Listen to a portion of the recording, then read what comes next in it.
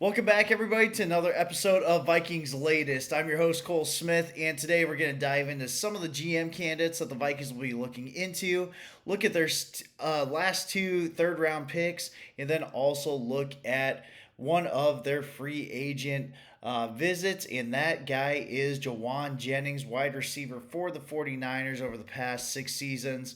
The Vikings are having him in for a visit. They had him in Tuesday, and they're going to keep visiting with him on Wednesday with the intention that he will be the team's wide receiver three. Jennings would significantly improve that room. Right now, it's Justin Jefferson, it's Jordan Addison, and then maybe Ty Felton. Ty Felton was third round pick last year. We only had 3 catches for 25 yards. Some people are like, well, can't he improve? And he can. I just don't think that the Vikings want to be banking on that. They need somebody more reliable. And Jennings would be not only a significant improvement over that, but he just bring a bit different body type to the room. He's 6'3", 212 pounds. Much bigger body than like Justin Jefferson, who's 6'1", a little bit smaller than that. Jordan Addison, we know he's not the biggest guy in the world. So Jennings, a little bit different body type. He's also been very productive over the past several years for the Niners. Last year, he had 55 catches for 643 yards and a career high 9 touchdowns. He's just, that's better than anything that Jalen Nailor has done up until this point. And Jennings is only 1 year older than Nailor, too. I was looking, I was like, well, Jennings is going to be 29. And then I looked, I was like, I guess Jalen Nailor is going to be 28. So kind of funny how sometimes we think that these guys are just always forever younger. Maybe it's because I'm getting a little older and time just flies a little bit faster. But I thought Jalen Nailor was maybe a little bit younger than that. So anyway, Jennings, not much older than Jalen Nailor. He would provide a different skill set. Jalen Nailor, known as Speedy, obviously because of his speed. Jennings, not quite as known for his speed, but more just like an overall type of receiver that would probably complement Addison and Jefferson, maybe even better.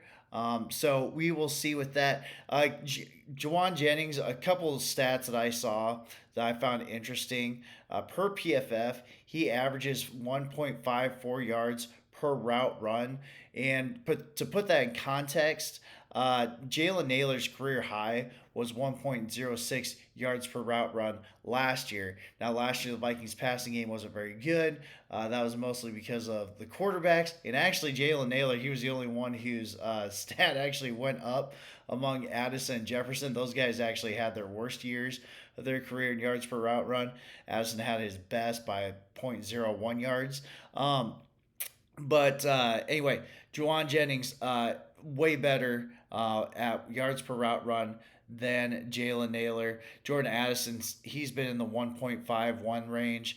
1.64 was his career high in 2024. And then Justin Jefferson, outside of last year, which was an anomaly, he's always been over 2.43 yards per route run. So Jauan Jennings, veteran, knows how to get done, different body type, and this would fill probably the last big Vikings need.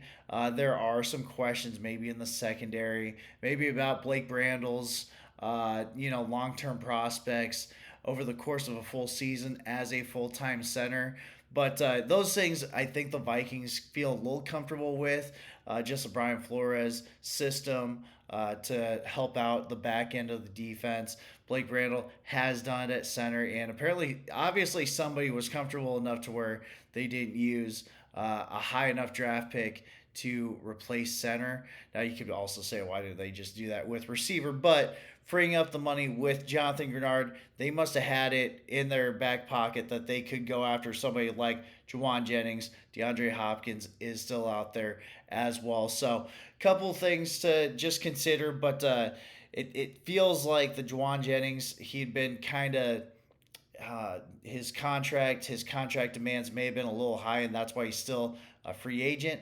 But like we explained yesterday, now the Vikings and every other NFL team, any free agent signing that they make will not affect the compensatory formula for next year. And right now they're in line for a 6th round pick for Jalen Naylor at the very worst. So don't want to be offsetting that. Give yourself additional draft capital, additional chances in the draft, especially a season like next year where the draft class is going to be much better than this past season. So on to the next thing. We're going to look into a few of the general manager names that Alec Lewis kind of brought up in his athletic article. These names have kind of popped up over the past several years. If you just kind of keep an eye out for it, also popped up, back in January, right after Kwesi Adofo-Mensah got fired. But Rob Brzezinski has been acting as interim GM since Kwesi got fired at the end of January. So really, the past 3 months. He is the first name mentioned in the article because he knows everything about the Vikings organization. He's been with the team since 1999. He was kind of acting as de facto GM maybe early in the 2000s, but since then, mostly been the capologist guy. Helped get things like the Steve Hutchinson poison pill contract to become a thing, to where the Vikings got him. That really changed the Vikings offensive line in the Brad Childress era. And just maneuvering money all the way around. So he's been kind of acting as the point guard this offseason while getting a lot of heavy input from Kevin O'Connell and Brian Flores. And he's also worked to get the team very cap compliant, didn't have a very aggressive free agency. And then with the draft, went very scheme specific. It almost makes you wonder if the Vikings wanted to make sure they didn't get a GM who was going to completely tear down this roster, because the Vikings were way over the cap going into the offseason. Almost felt like, okay, let's get this thing to kind of look like us, kind of look like what we want it to look like, and then set whoever the future GM is up to really have like a clean slate and be able to kind of do what they want to do without tearing down stuff that we have built over the past few years. So Vikings are now cap compliant. Thanks in part to Rob Brzezinski. Still don't know if he actually really wants the job. Even Alec Lewis mentioned that. That kind of keeps seeming to be the recurring theme. Like, Brzezinski could do the job well, but does he actually want to do that? So if he doesn't get the job, he's probably going to remain in the front office in some capacity. If he takes the GM job, obviously much more pressure, and if things don't work out well, there's probably no like, okay, well we'll just relegate you. Usually guys get fired, guys don't return. So that could be something for Rob Brzezinski to consider. So a couple names that Alec Lewis brought up were Ed Dodds. This name keeps coming up. Colts assistant GM, not just for the Vikings, but any team that has GM openings. He began as a Raiders intern back in 2003 through 2006. Then after that, he started as a scout for the Seahawks, worked his way up, eventually became an executive, worked with them from 2007 to 2016. So he worked under John Schneider when Schneider built the Legion of Boom back then, and then got Russell Wilson and everything. So back then, that was kind of like the archetype. That was like the quintessential, that's how to build a team, because they stacked three incredible drafts together from 2011, 2012, and 2013. If the Vikings could get anything like that, that'd be incredible. So this is a name to consider. Like I said, if it's not the Vikings, he's probably going to be a GM at some point. And from everything I hear, he is like a film grinder. So this would be complete opposite of what we got out of Kwesi Adofo-Mensah, who is very analytically driven. Vikings are likely going to go the complete opposite direction this time around. Another name, Reed Burkhardt. He's been the Broncos assistant GM. He spent 13 years working with the Vikings on the scouting side under George Payton, who was the Vikings assistant GM under Rick Spielman for a long time. So a lot of familiarity here, even though it would technically be an outside hire. The Wilfs know him. A lot of people, Rob Brzezinski knows him. So this could be an outside option that also knows the inner workings of how the Wilfs, how the Vikings do things.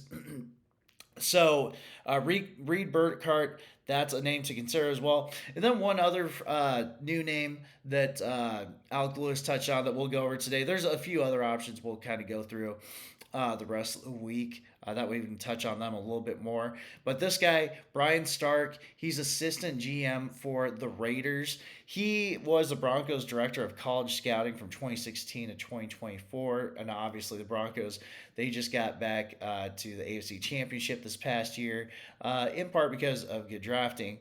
But then he followed John Spytek to Las Vegas with the Raiders, and Spytek is Raiders GM now. So that's where he spent this past year. But the connection here is that he coached at San Diego State from 2000 to 2008.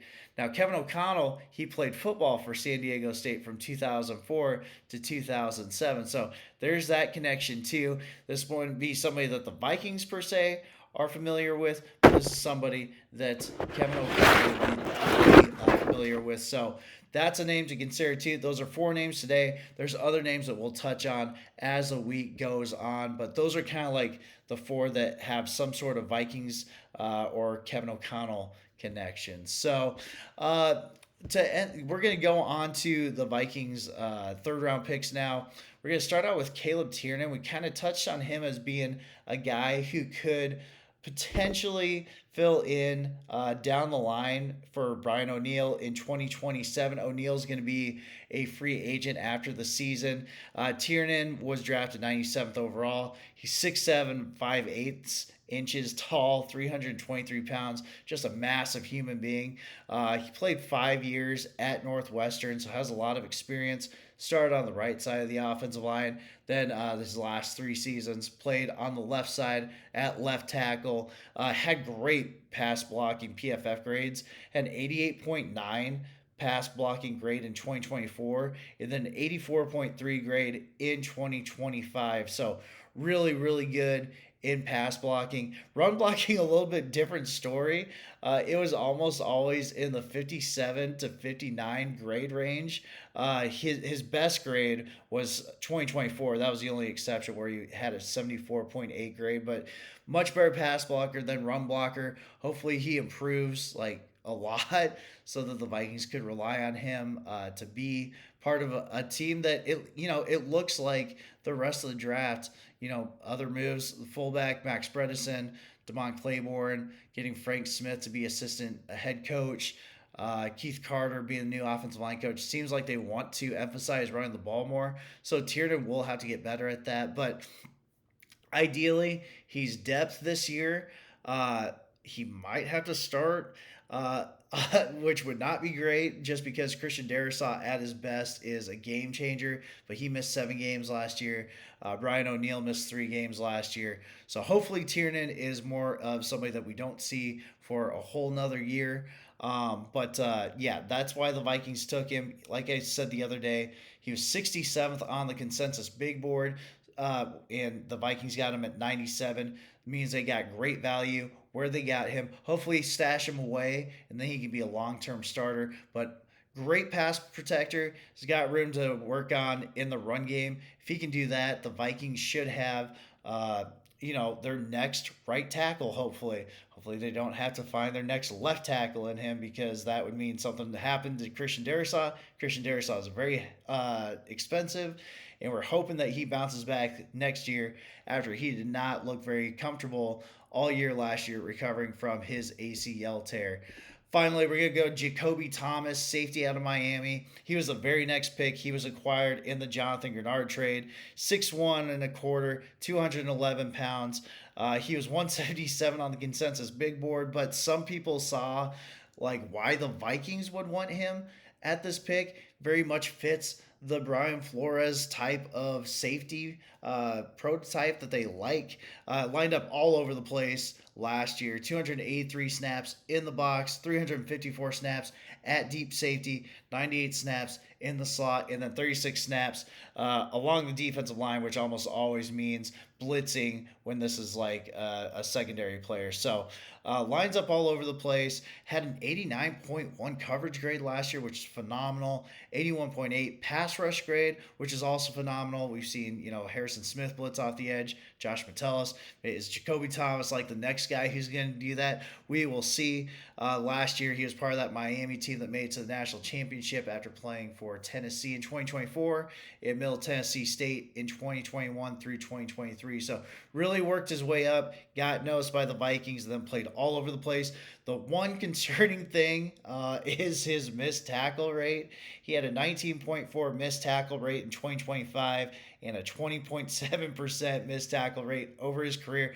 Got to improve that. Can't be missing tackles on the back end of the defense unless he's like going downhill and like making plays behind the line of scrimmage. Maybe you can live with that a little bit more, but that's a little concerning. He had a 55.0 tackle grade in 2025. So you got to hone in on that. You can't be missing a bunch of tackles. You'd like it to be like to where the defense is rallying as a unit, but still don't want to be missing tackles when you're the last line of defense. Jakobe Thomas, he could be part of a thin safety room depending on Harrison Smith's future, because behind Harrison Smith, you've got Josh Metellus, who is kind of a hybrid safety. Maybe the Vikings want to make him more like that hybrid linebacker-ish thing that he was in 2023 and 2024. Then you got Jay Ward, who I still don't know if the Vikings totally trust him, but they trust him more than Theo Jackson, who's still on the team. And then Tavierre Thomas is more of a special teams player. Jakobe Thomas could be more of a special teams guy as a rookie, but you want a third-round pick like this at some point to start really working his way into the starting lineup. And honestly, he could make it into the starting lineup this year as well. Really has to work on that tackling. Hopefully, he can continue his versatile nature, though. Very aggressive player. Could be the perfect fit for the Brian Flores defense, and that might be why they selected him when they did. So that's all I got for today. Hopefully tomorrow we've got some resolution on the Jauan Jennings thing, to where the Vikings address their wide receiver 3 thing, and they can enter the season with 3 very capable receivers. Get like a really, I don't know if I'd quite compare it to Randy Moss, Chris Carter, and Jake Reed, but a good 3 deep look there at receiver. So if you aren't already, like, subscribe. Thanks for tuning in to another episode of Vikings Latest. I'm your host, Cole Smith. Have a good day. Skol Vikings.